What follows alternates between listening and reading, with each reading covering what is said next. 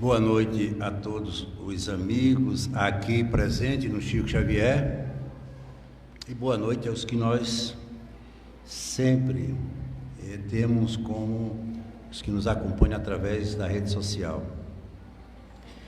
Hoje eu quero, em particular, agradecer a presença de um amigo do coração. Meu amigo George Azevedo hoje está aqui conosco. É um prazer muito grande hoje. Você tem uma história, e essa história é uma história que eu conheço, pelo menos em parte. Obrigado pela sua presença, fico muito feliz em tê-lo aqui. Não só você, como também tantos outros, né? Temos hoje a presença dessa amada, querida Socorro, tanta gente, Valso, tantos, todos. Muito obrigado. Lembrando sempre, o uso da máscara é importantíssimo. Ainda devemos ter todos os cuidados que são necessários para evitarmos a contaminação pelo vírus do Covid-19.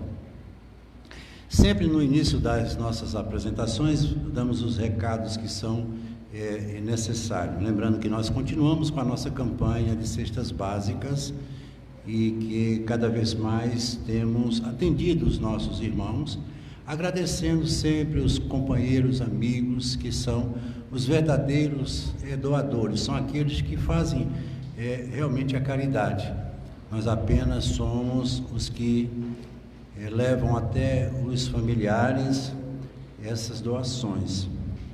Lembrando também que as nossas atividades ainda estão funcionando a título de limites. Na quarta-feira nós passamos o dia todo aqui atendendo através das consultas e o atendimento com magnetismo, e na quinta-feira temos o estudo à noite do livro Nosso Lar. Nós escolhemos para esta noite um tema que está muito ligado ao momento que nós vivemos, o momento atual, que é a intolerância. Mas para que eu pudesse dar um melhor sentido ao que seja verdadeiramente a intolerância, principalmente a que mais nos afeta, que é a intolerância religiosa, infelizmente isso é uma grande verdade, eu trouxe a parábola do bom samaritano. Ela, como parábola, ela tem algo de muito importante a nos mostrar acerca desse tema.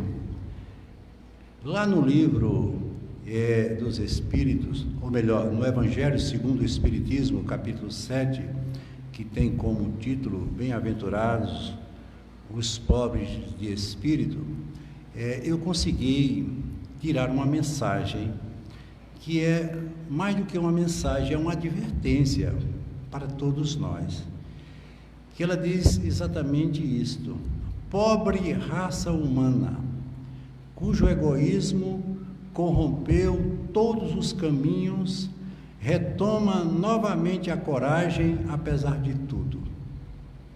Em sua infinita misericórdia, Deus envia um poderoso remédio para curar seus males. Abre os olhos à luz. Aqui estão as almas daqueles que desencarnaram e que vêm chamá-los ao cumprimento dos verdadeiros deveres. Eles dirão a vocês, com a autoridade da experiência que possuem, o quanto as vaidades e as grandezas de uma vida passageira são pequenas diante da eternidade. Essas almas dirão também que no mundo espiritual será maior aquele que foi mais humilde entre os pequenos da terra, que aquele que mais amou os seus irmãos será o mais amado no céu. Essa mensagem, ela sintetiza tudo o que está acontecendo e vem traduzindo a vida de todos nós. E veja que ele fala de vaidade, dessa grandeza que muitas vezes nós ostentamos e o quanto tem faltado de fraternidade e de amor ao próximo. Principalmente nesse momento que nós estamos vivendo, que é um momento que é preciso que a gente pare um pouco para refletir sobre os nossos pensamentos e principalmente sobre o nosso comportamento. Chico Xavier, não podia deixar de ser ele dizia: quando descobrirmos que absolutamente nada é definitivo nessa experiência terrena, compreenderemos a inutilidade da intolerância movida pelo orgulho, a tolice das disputas, a estupidez da ganância e a incoerência de tolas mágoas. E a gente passa a vida toda lutando e brigando por isto. E ele, mais do que ninguém, por ser o espírito que ele era, sabia dessa realidade e deixou para a humanidade um grande legado de informações, de obras e de conhecimentos, mesmo a título de psicografia, para que nós pudéssemos estudar e aprender o que é necessário para termos uma vida melhor. Jesus, como mestre, nos ensina que devemos conquistar os nossos sonhos através de uma profunda transformação interior, sabendo que estamos no planeta cuja característica principal é de uma escola, hospital, onde devemos nos tratar e sermos curados, como também aprendermos através da dor.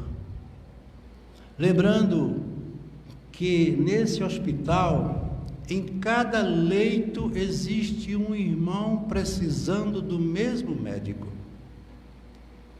Todos nós precisamos de um mesmo Deus. Não existe o Deus dos favorecidos, dos diferentes. O Deus, ele é de todos. As instruções para a nossa libertação, nos dando alta, elas estão exatamente nos Evangelhos, que foi a obra que Jesus nos trouxe para que pudéssemos, através dela, usando como um manual de instrução, delinearmos toda a nossa vida. Os Evangelhos conhecidos são os de Mateus, Marcos, Lucas e João. E por que é que eu estou aqui fazendo essa observação sobre os Evangelhos? Porque nós vamos ver um fato curioso, que talvez poucas pessoas tenham tido conhecimento e que está exatamente nessa parábola do bom samaritano e que fala da intolerância. Eu fico muitas vezes pensando como foi difícil a vida e a passagem de Jesus aqui na terra, tendo que enfrentar tantos problemas, dentre eles o que era mais difícil, que era a ignorância humana.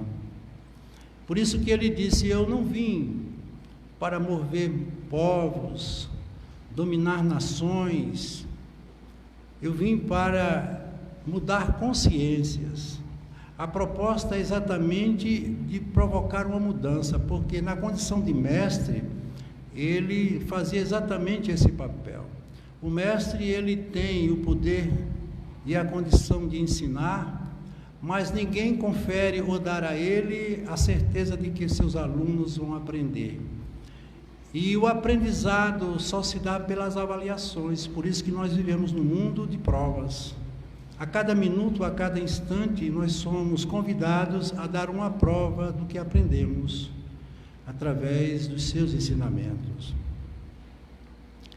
Jesus se colocava diante da multidão, curando paralíticos, cegos, leprosos, lunáticos, surdos, mudos, mas ele não curava apenas as limitações físicas, ele conversava com as pessoas e sempre dizia: estais curados, vá e não peques mais. Foi a fé, a tua fé que te curou. Porque é muito fácil curar um corpo, difícil é mudar uma consciência para curar uma alma. Muitas vezes as deformidades físicas, elas servem como um instrumento de transformação. Por isso que ele mesmo disse: se essa mão te serve de escândalo, é melhor que tire e jogue fora. Tem muitas coisas que a gente pensa que são nossas para o nosso bem, e nada mais é do que um objeto que vai despertar na consciência de cada um de nós a necessidade de uma mudança interior. Quando Jesus fala de fé no Evangelho, ele não está se referindo a uma crença imposta e cega. A fé, no sentido da palavra grega, fides, que significa fidelidade ou confiança. Não existe fé se não existir confiança. E é importante frisar que essa confiança tem que ser mútua. Para que eu tenha fé em Deus, é preciso que eu confie em Deus um tanto quanto Deus confia em mim. Ele confia plenamente em nós, mas nós nem sempre confiamos plenamente em Deus. Por isso que essa fé precisa ser trabalhada, e muito bem trabalhada, na vida e na consciência de cada um de nós. Confiança nas leis de Deus, ou seja, entender que Deus não erra. Jesus sabia e sabe em que território está plantando. E se ele veio nos ensinar algo, é porque ele sabia e sabe que nós podemos aprender. Nenhum professor perde tempo dando aula a um aluno que não tem a capacidade cognitiva de aprender. Por isso que todos nós estamos, nesse exato momento, sendo convidados a aprender o que ele tem para nos ensinar. O perdão é uma das condições mais difíceis da natureza humana, em termos de prática, porque ela é uma questão muito importante, e ela foi trabalhada sempre por Jesus. Jesus falava do perdão, mas ninguém perdoou mais do que ele. Era uma condição própria do Mestre. Perdoar 70 vezes 7 vezes significa para ele perdoar sempre, porque ele sabe dos nossos sucessivos erros em meio à convivência com o outro. Uma pessoa não pode viver ao lado da outra sem errar. Mas é preciso entender que os erros, eles não servem para outro meio senão nos aproximar, e que nessa aproximação nós temos que exercitar o perdão. Perdoar sempre significa crescer. Se o projeto de nossa vida é buscar a libertação, só perdoando é que nós podemos nos libertar. E hoje nós vamos falar exatamente dos judeus e dos samaritanos, como uma proposta de uma reavaliação de tudo que ele nos mostrou. E por que Jesus, ele em alguns momentos teve que enfrentar as adversidades daquele momento, daquele povo, para que pudesse provocar uma mudança. E um dos fatores principais que ele buscava era exatamente o perdão. Jesus veio nos ensinar a convivermos com as nossas diferenças. Eu costumo sempre dizer, na convivência humana, o que existe de mais igual é a nossa diferença. Suportar ou até mesmo entender a diferença do outro significa muitas vezes perdoar e crescer interiormente. Nós vimos como exemplo nosso espírita o Alto de Barcelona, aquele momento em que os livros espíritas em praça pública foram queimados, e Allan Kardec ficou muito triste, e até ele pensou em tomar outras providências a fim de poder evitar que aquele ato se repetisse, mas o Espírito da Verdade veio e disse-lhe: eles queimarão nossos livros, mas não queimarão nossas ideias. Isso porque o Espírito é imortal e as suas verdades também. Isso tudo baseado no que nós temos como proposta de conhecimento. Então, o Espiritismo, baseado nesse Jesus que desceu da cruz, e deixa de ser apenas um símbolo religioso, que deixa de ser adorado por fiéis e passa a ser um educador de almas, que caminha entre nós e nos conduz a uma jornada que é de cada um. Agora, o que é importante, para o encontro com a própria consciência e nela encontrar o seu Deus interior.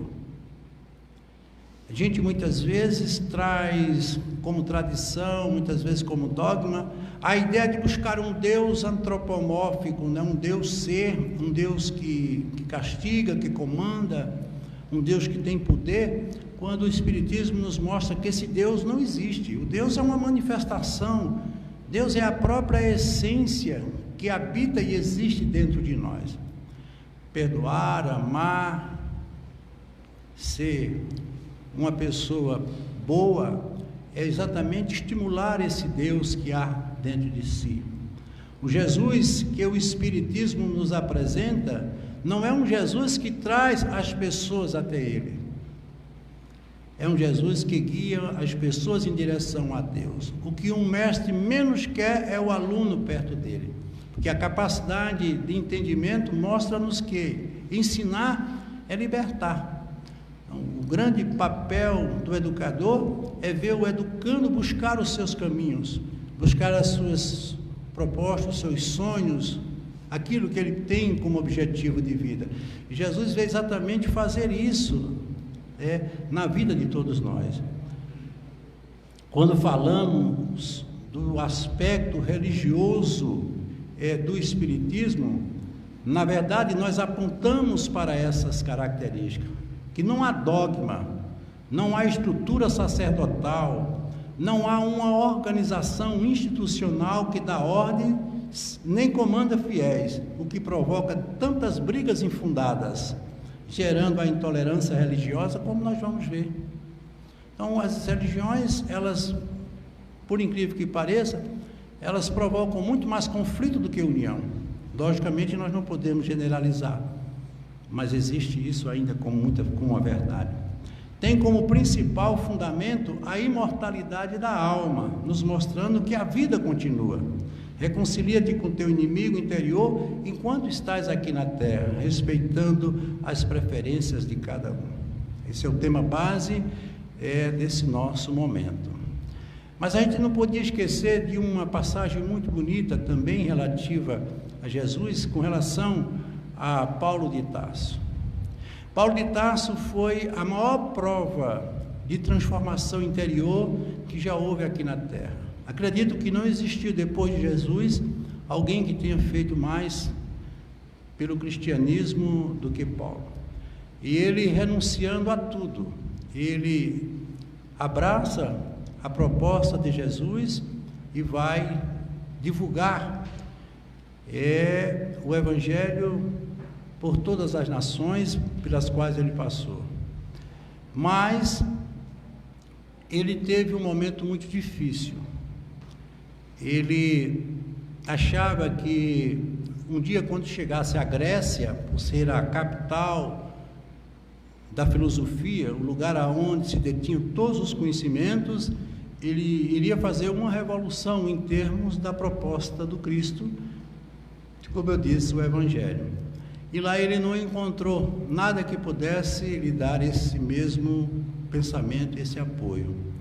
E voltando muito triste, ele, conversando num determinado momento com o Cristo, com Jesus, já cansado e já não tendo mais tanta força para fazer as viagens que ele sempre fazia, viagens difíceis naquela época, num dos momentos Jesus pede a ele que ele, ao invés de visitar as cidades, ele escrevesse as cartas que, com certeza, foram as que traduziram toda a passagem de Paulo, as cartas que ele fez aos Coríntios, aos Romanos, aos Gálatas, aos Éfesos, aos Filipenses, tudo isso foi uma obra que ele plantou naquela época e que hoje nós temos as redes sociais, né, que se fossem utilizadas da maneira como ele utilizou, a pedido de Jesus,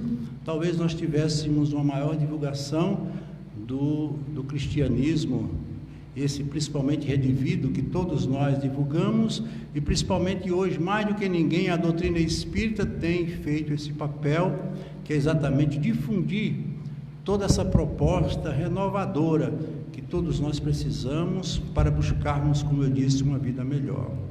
As causas do nosso sofrimento. Existem as causas atuais e as causas anteriores que são responsáveis pelo que nós chamamos de sofrimento. Porque muitas vezes nos deparamos com pessoas, e eu tenho visto isso quase que constantemente, que dizem: o que foi que eu fiz para sofrer tanto? E, consequentemente, é difícil a gente ter uma ideia fixa e objetiva para dar uma resposta. Sabemos que vivemos num mundo de muitas injustiças, mas aqui não existe nenhum injustiçado. No dia que você encontrar uma pessoa injustiçada aqui na terra, é porque Deus errou, e Deus não erra. Todos os males que nós muitas vezes absorvemos e por ele passamos foram contraídos por nós. Cada um é o autor da sua própria vida e traça o seu próprio destino. Mas as causas mais evidentes são a ignorância quanto às leis divinas e ao seu cumprimento.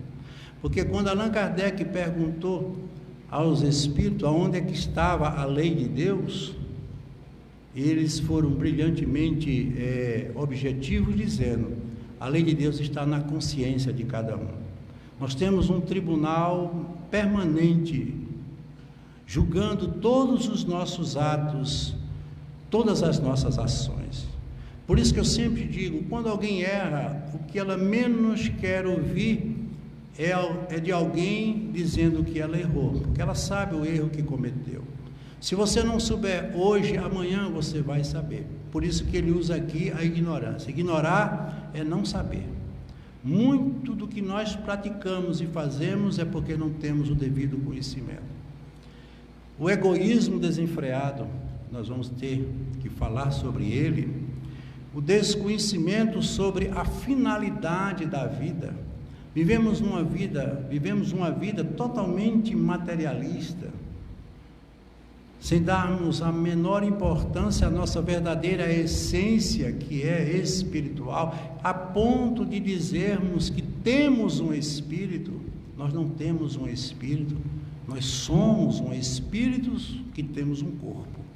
Este corpo é um instrumento que Deus nos deu, por sua misericórdia, para passarmos aqui um tempo como estudantes numa escola, como eu disse, e nela devemos aprender aquilo que é necessário para irmos embora, levando esses conhecimentos e termos uma vida melhor, que é a vida essencialmente espiritual. Desconhecimento sobre a realidade da alma e suas necessidades evolutivas. E, finalmente, o desamor, a insensibilidade e, sobretudo, a cegueira espiritual. Como nós vimos, a fraternidade universal nos levará a um entendimento sem julgamentos e sem acusações, porque somos todos iguais como criaturas. Isso foi o que Jesus veio nos ensinar. A intolerância, essa que nós estamos aqui dando uma maior ênfase, ela está ligada às fixações mentais que o indivíduo carrega, se achando acima de tudo e de todos. Isso se dá de reencarnação a reencarnação. O espírito, ele traz na sua essência marcas que não são fáceis de serem tiradas. Muitas vezes é preciso muitas reencarnações para ele sequer aprender a dizer a palavra amor, devido à ignorância que nós carregamos ainda com relação a esse projeto de crescimento espiritual. As causas, tanto atuais como as anteriores, como vimos, dos nossos erros e sofrimentos, estão ligadas a duas coisas que Allan Kardec considerou como sendo as chagas ou as feridas abertas que todos nós carregamos, que são duas: o orgulho e o egoísmo. O orgulho e o egoísmo são mecanismos de defesa para esconder as nossas fraquezas morais. Toda pessoa orgulhosa e egoísta, ela esconde um lado sombrio dentro dela, provocando em cada um de nós a falsa ideia de superioridade. São aquelas pessoas que gritam porque elas não sabem falar. Todo aquele que quer ser grande diante do outro é porque se acha pequeno dentro de si. Isso é uma grande verdade. O orgulho nos leva a competir com o outro. Sempre estamos competindo. E aí dizemos: minha religião é melhor que a sua, meu partido político é mais correto, meu time de futebol joga melhor. Enfim, o orgulho nos impede de ficar do lado ou ao lado ou no lugar do outro. Queremos sempre ser mais, ser melhor e estarmos acima. Todos nós lembramos de uma passagem muito interessante nesse sentido, que foi da mulher adúltera. Aqueles homens que perseguiam aquela mulher que havia violado a lei mosaica, praticando o adultério. E naquele instante, Jesus se vê diante de um juiz para julgar aquele ato. Jesus nunca se colocou na condição de um juiz. Por isso que ele disse: não julgue o próximo, porque o que você disser a ele estará dizendo a si mesmo. Por isso que eu costumo sempre dizer: Deus não julga ninguém, porque quem julga pode condenar, e o amor não condena. O que julga, e quem julga cada um de nós, é a própria consciência. Então, o que foi que Jesus viu ali? Ele viu erros das duas partes. Havia falta de amor de todos. Ela por não amar a si mesma, e eles por falta de amor ao próximo. Porque se ela era uma mulher adúltera, esse adultério ela cometeu com um homem, e poderia ser um daqueles. Exatamente quando ele usa a expressão que só ele poderia usar: quem nunca pecou, quem nunca errou, que atire a primeira pedra. E ele dizia a ela também. Por isso que quando todos saíram, ele perguntou: aonde é que estão aqueles que te condenaram? E ela disse: foram embora. E o que ele disse finalmente? Vá e não peque mais. Isso é exatamente uma advertência que serve para todos nós. Antes de iniciarmos essa nossa palestra, não podemos esquecer que somos um país que ainda enfrenta grandes conflitos ideológicos, principalmente religiosos, e alguns que são levados até para o fanatismo. Apesar de sermos um país teoricamente laico, ainda enfrentamos uma grande dificuldade com relação à intolerância religiosa. A parábola do bom samaritano, ela é uma das mais interessantes parábolas contada por Jesus, que, segundo os estudiosos, não deve ser mesmo considerada uma parábola. Interessante, né? Isso é porque Jesus estava verdadeiramente narrando um fato verídico. Os judeus, eles não eram amigos dos samaritanos, todos nós sabemos. Isso devido a um fator que é a intolerância religiosa. E o que é interessante é que os samaritanos também eles eram judeus, como nós vamos ver. Vamos pensar na situação atual existente no Oriente, passado mais de 2000 anos, que nada foi alterado. Isso nos prova como a evolução ela é difícil.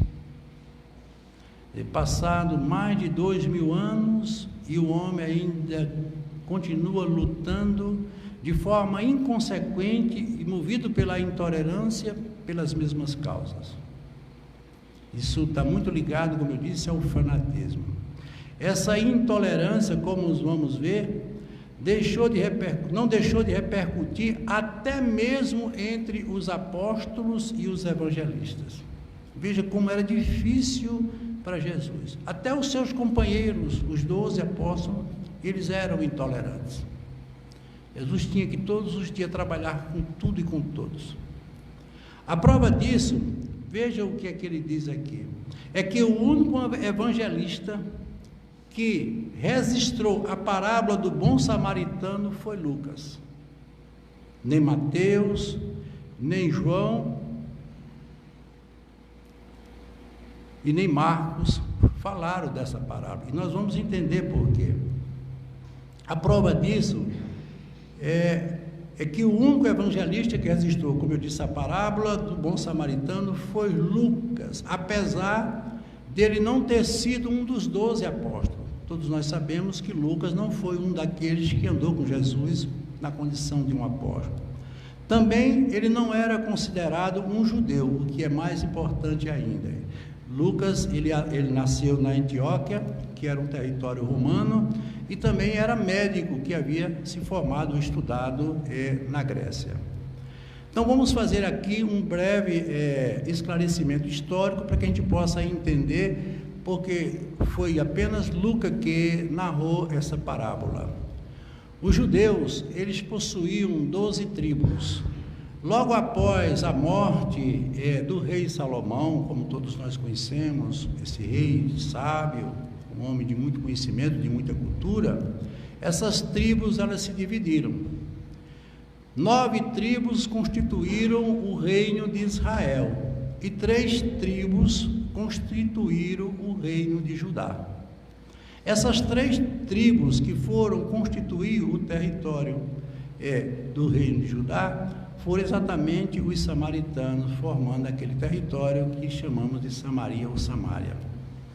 Com o passar do tempo, os samaritanos, eles foram dominados pelos assírios, que eram politeístas, ou seja, eles eram idólatras, eles acreditavam em vários deuses, eles não tinham apenas um Deus, ao contrário dos judeus, que adoravam um único Deus, ou seja, os judeus eram monoteístas.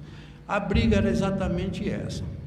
Os samaritanos, eles eram quase em sua totalidade politeístas, eles acreditavam nos deuses, os deuses da Grécia, naqueles deuses dos romanos, enquanto que os judeus, eles eram monoteístas.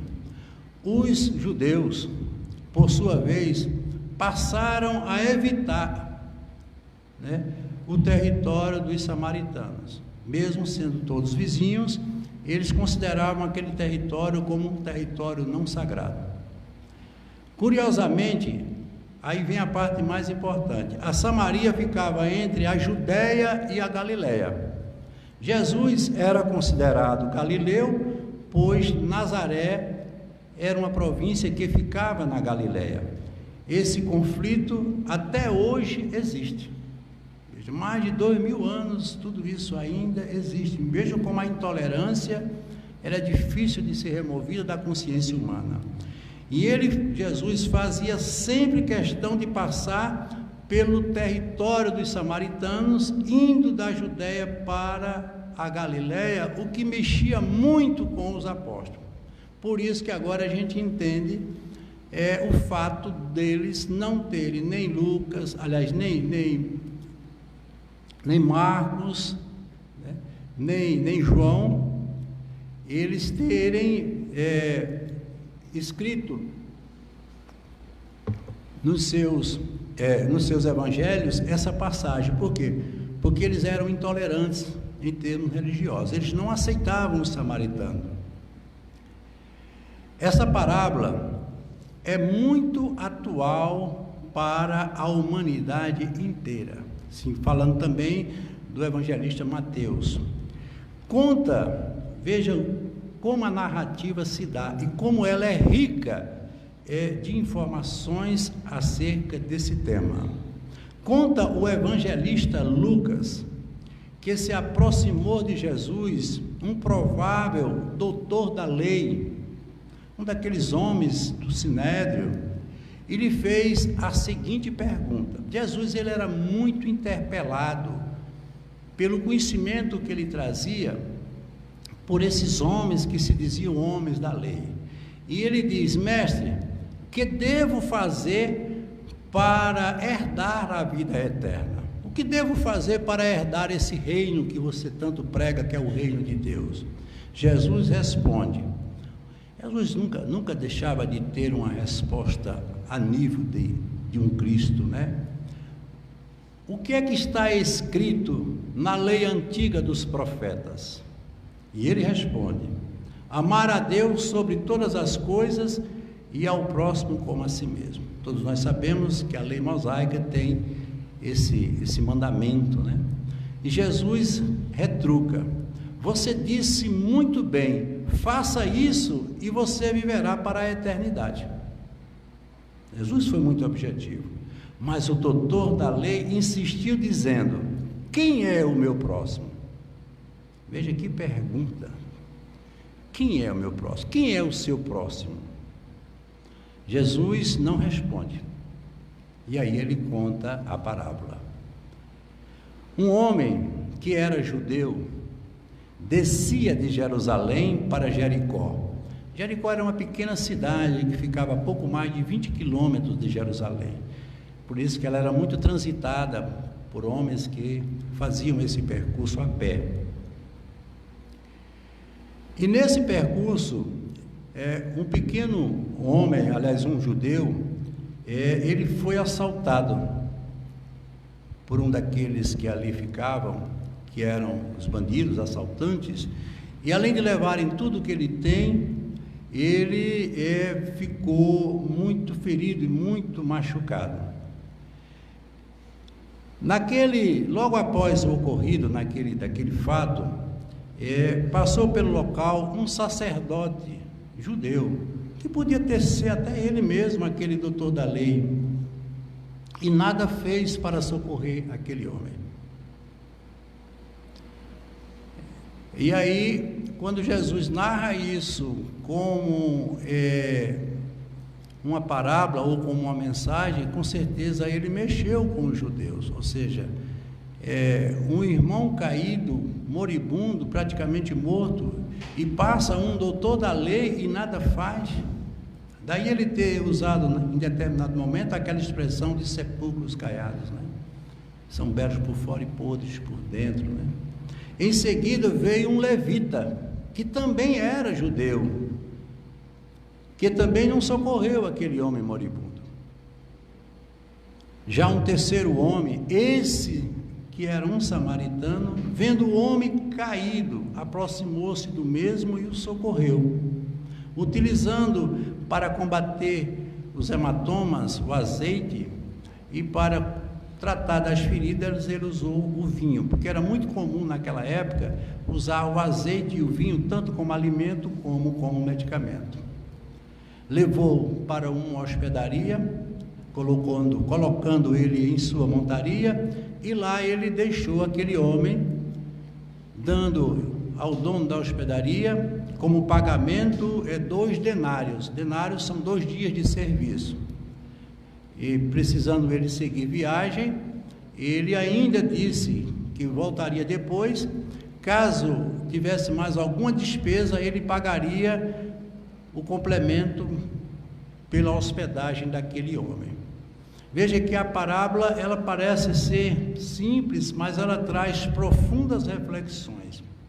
Jesus aí, ele mexeu com valores éticos, religiosos e morais. porque ele está dando aqui uma evidência a uma condição que eles não aceitavam, que era um samaritano socorrer ou acudir um judeu, coisas que os próprios judeus não fizeram. Dito isso, Jesus devolve a pergunta ao doutor da lei. Veja como Jesus foi objetivo. Quem te parece ser o próximo do homem caído? Aquele que ajudou. Veja que ele não responde quem foi. Ele diz assim: aquele que usou de misericórdia para com ele. Ele não diz foi um samaritano. Ele não teve coragem. Então Jesus conclui dizendo: vá você e faça o mesmo. Amar ao próximo como a si mesmo não diz a quem você vai amar. O amor, ele é incondicional, principalmente dentro dessa prerrogativa. A moral dessa história é que a bondade não depende de quem seja o outro. Por isso que eu digo, o amor que é chamado o amor filhos, que é o amor de mãe para filho, ele não é o amor que Jesus pregou, porque ele é um amor condicional.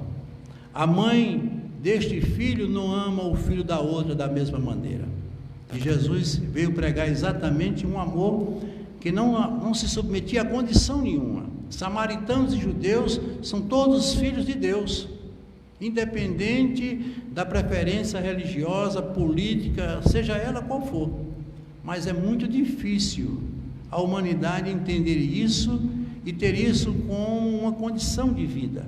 Ainda hoje, como ele disse, você observa que todas essas guerras, todos esses conflitos e essas injustiças são provocadas pela intolerância, principalmente religiosa. Um exemplo de outra passagem de Jesus, em que ele se depara com 10 leprosos. Jesus, em um determinado momento que caminhava, 10 leprosos vieram ao encontro de Jesus. Como nós sabemos, os leprosos, eles eram excluídos da sociedade. Eles eram mandados para um lugar distante, porque eles contaminavam os outros e, para tanto, eles não podiam ter uma convivência comum. E eles foram à procura de Jesus. E Jesus mandou que todos eles caminhassem em direção ao que eles chamavam ao sacerdote dos templos, porque eram aqueles que davam a ele o aval para que eles pudessem conviver novamente em sociedade como curados. E à medida que esses homens eles foram caminhando, eles foram sentindo que a lepra começava a deixar de existir em seus corpos. E bem próximo da cidade, eles já se sentindo curados. Os 9 seguiram em frente, mas um voltou para agradecer Jesus, e esse era um samaritano. Veja como Jesus mexia com isso. E com certeza isso realmente chamava a atenção dos apóstolos, porque eles ainda carregavam esse fanatismo e essa condição religiosa. Outra passagem de Jesus é quando atravessa o território da Samaria e para no poço de Jacó e encontra uma mulher samaritana tirando água. Essa mulher já havia tido 5 esposos.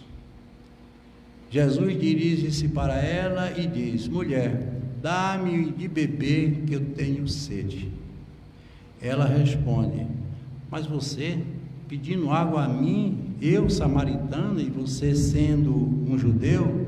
E Jesus responde: a fonte serve a todos, mas todo aquele que beber da minha fonte jamais sentirá sede. Qual é a fonte de Jesus? Eu pergunto, é a religião? A fonte de Jesus é exatamente o amor ao próximo, independente do que você seja. Veja que ali há um encontro entre um judeu e um samaritano, que teoricamente eles são diferentes, são até inimigos, mas Jesus mantém esse diálogo de entendimento e, acima de tudo, de amor. Devemos entender que nem todo samaritano, isso é muito importante, faria o mesmo. No caso, ele era um bom samaritano. Por isso, nem todo cristão é bom. Cuidado com os rótulos. Nem todo aquele que diz Senhor, Senhor, entrará no reino dos céus. Nós estamos aí vendo todos os dias os falsos profetas, aqueles que dizem que são e verdadeiramente não são. Veja que Jesus, mais uma vez, usa um fator que nos chama a atenção: o bom samaritano. Ou seja, existem samaritanos que não são bons. Infelizmente, faz parte da vida humana. Então, tudo que você está sendo, tudo que você faz, está sendo visto e registrado por uma única lei, que é a lei divina. Tem uma passagem muito bonita de Chico Xavier, que certa vez ele estava numa feira comprando tomates. E o dono daquela quitanda observava que ele pegava uma tomate boa e uma tomate ruim, uma tomate dura e uma tomate mole. E aí ele, curioso, pergunta a Chico: Chico, por que você não escolhe as tomates boas? Ele diz: porque se eu escolher todas as boas, só ficará tomates ruins para o próximo. Tinha que ser Chico para ter uma consciência dessa. Exatamente isso nos chama a atenção quando a gente faz uma referência a essa passagem. E aí fica a pergunta: quem contou essa parábola para Jesus? É importante observar que nem sempre as pessoas que estão sofrendo parecem para nós as caídas, ou aquelas que estão caídas às margens de uma estrada. Jesus sabia de tudo, entendia tudo. Estamos sempre sendo assaltados pela angústia, pela depressão, pela desesperança, a falta de fé, até mesmo o uso das drogas. E quem de nós, como cristão, não precisa do outro, independente da sua preferência religiosa ou não? Mas, infelizmente, a intolerância ainda persiste e é exatamente movida por essa chaga que a humanidade carrega, como uma ferida aberta que precisa ser tratada. Mas, dizia Emmanuel, não se trata de uma ferida espantando as moscas. A gente precisa curar. E muitas vezes, quando a gente está cuidando de uma ferida, dói. Mas a gente tem certeza de que essa ferida vai cicatrizar. A cicatriz é exatamente a marca que fica daquela ferida para que a gente não possa esquecer. Então, todas as coisas que acontecem em nossa vida, elas ficam registradas como uma fonte de observação, exatamente para que a gente faça sempre as avaliações. E o processo da vida se dá exatamente dentro desse contexto. Então, tudo que eu sou hoje, eu dependo do que eu construí ontem. E o meu amanhã não será outra coisa senão o meu hoje. E a intolerância é exatamente esse grande mal que todos nós somos vítimas. Aqui eu não faço nenhuma distinção por esta ou aquela religião, até porque não é o perfil do espírita criticar ou fazer qualquer observação a qualquer crença, a qualquer religião. Mas eu posso dizer, por ser uma doutrina que trabalha exatamente com a fé, mas a fé raciocinada, quando ele diz que o verdadeiro espírita é aquele que encara a razão face a face em todas as épocas da humanidade. E ele foi tão maduro e tão consciente a ponto de dizer: se a ciência avançar além da doutrina, deixe a doutrina e siga a ciência. Todos nós devemos seguir sempre esse caminho que é traçado para cada um de nós. Não tenha medo de ousar, não tenha medo de buscar, porque eu costumo sempre também dizer que se Deus nos permite sonhar, é porque os nossos sonhos, eles são verdade. Mas é preciso, para que seus sonhos se realizem, é você ser uma pessoa ativa e uma pessoa que vai buscar de maneira consciente aquilo que verdadeiramente você deseja. Não importa se você caiu. A gente que caminha pode cair, mas não podemos nos manter em queda. Cair e levantar é um processo natural da vida. Então, como ele dizia, nada se perde, nada se cria, tudo se transforma. A vida nos provoca sempre aos processos de transformação. E essa transformação nada mais é do que uma reparação que todos nós devemos fazer no nosso dia a dia. E eu tenho a grata satisfação de mergulhar nos meandros dessa doutrina, porque ela nos mostra o quanto Deus é justo e a sua misericórdia é plena na vida de todos nós. Nunca vai faltar para nenhum de nós a condição de um recomeço. Recomeçar é sempre buscar na humildade a condição de um novo momento, de um novo tempo. As propostas reencarnatórias, elas têm esse poder. Por isso que para nós é tão importante, em cada experiência, tirarmos as lições que são necessárias. E eu digo sempre, o manual de instrução que todos nós precisamos para ter uma vida melhor, não é outro senão o Evangelho de Jesus.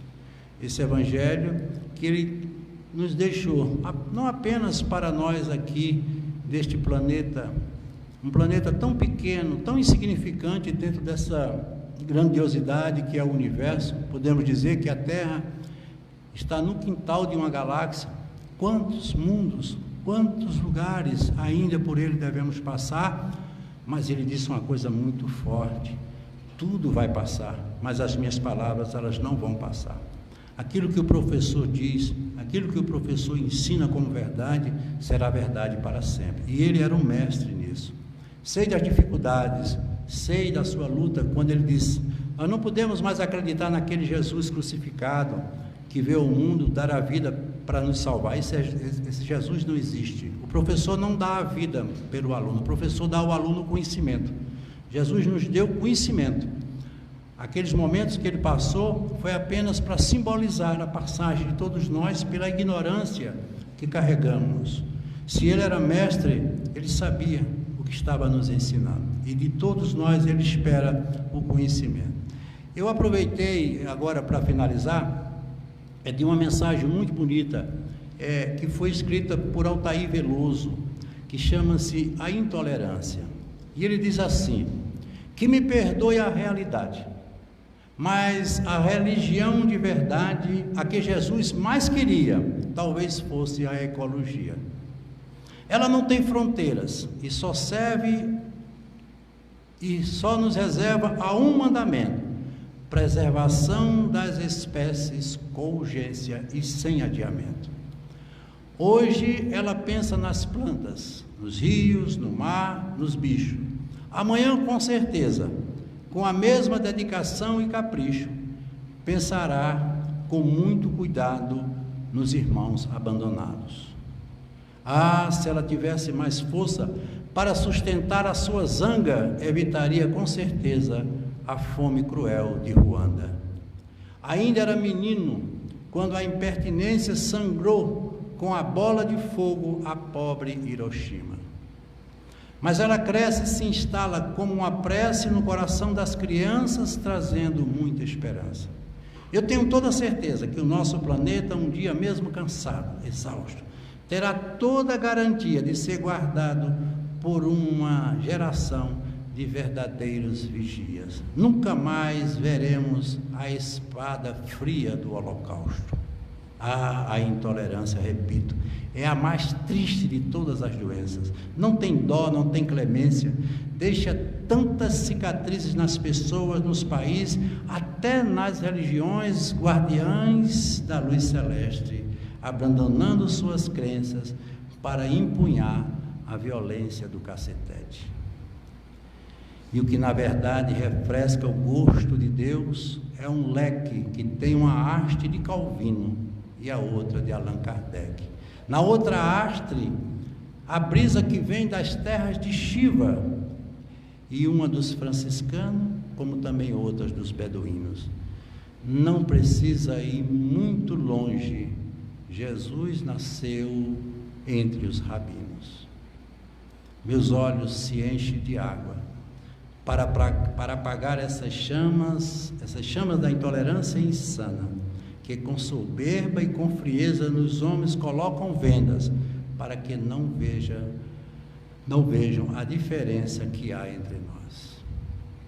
Que mensagem linda Altair Veloso nos traz acerca da intolerância, quando ele fala de todas as tragédias, as catástrofes, as guerras, tudo isso movido por um único fator, que é a intolerância. Então podemos agora ter certeza de que Jesus, ao falar dessa passagem do bom samaritano, ele faz uma grande advertência, não só para aquele tempo, mas para todos os tempos, para que o homem se conscientize que ele tem ao seu lado um irmão, e esse irmão é tão igual a ele. E todos nós estamos aqui movidos, protegidos e amparados por um único Deus, que é o Deus de todos. Então aqui fica a minha boa noite, e agradecendo aos amigos por terem estado conosco nesta noite. Muita paz, um bom domingo e um bom início de semana.